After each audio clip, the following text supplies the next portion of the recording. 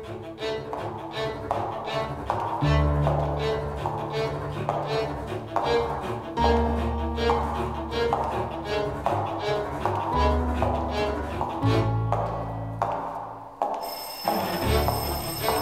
deň.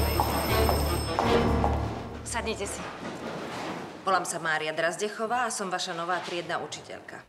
Teraz budem čítať vaše mená, každý sa vždy postaví a pekne nahlas mi povie, čo robí jeho mamička a otecko. Súdružka učiteľka by od teba niečo chcela. Potrebovala by niečo vybaviť. No poď, Danka. Môj jediný blízky človek je moja sestra. Natáž je v Moskve. Tak to 1000 kilometrov odtiaľto. Môj otec, traktorist. Otecko Danky Kučerovej predsa robí na letisku, nie? Danuška, tvoj otec nie traktorist. On работает v aeroportu. Čo si tá komunistická svinia vlastne myslí? Chce poslať pošty lietadlom do Moskvy.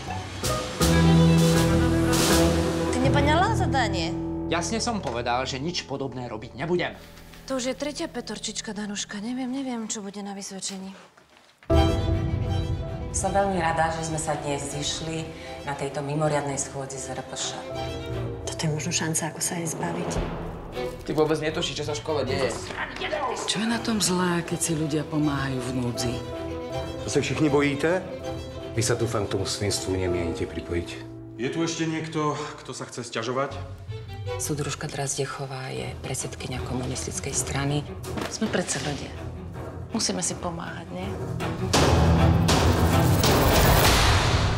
Však viete, veď ja nie som pomstichtivá.